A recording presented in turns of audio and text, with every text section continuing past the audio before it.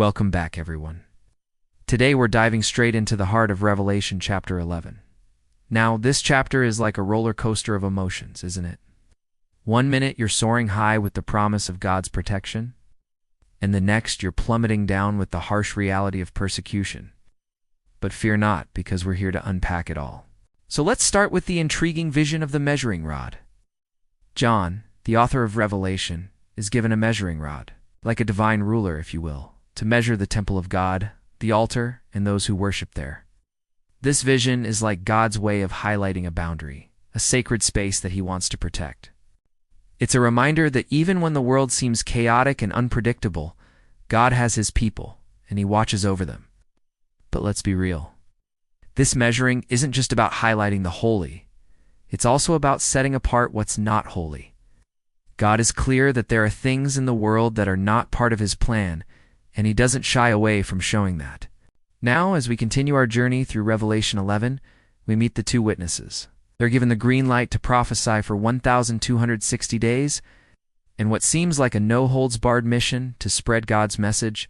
These two aren't just ordinary prophets. They are empowered to perform extraordinary miracles, including calling down plagues. Think of it as God's ultimate warning to a world that refuses to listen. Their authority is a continuation of the legacy of Old Testament prophets like Moses and Elijah. But let's face it, the story takes a brutal turn when these witnesses are killed. Their demise symbolizes the extreme lengths to which opposition against God's message can go. It's a stark reminder that faith is not always a walk in the park.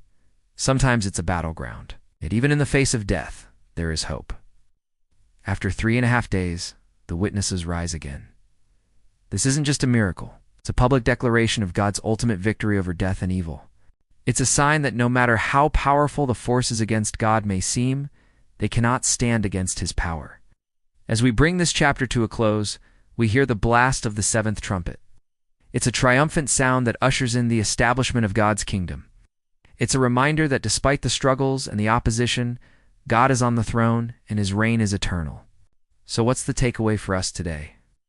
Well, Revelation chapter 11 is like a potent reminder of the challenges and triumphs of faith.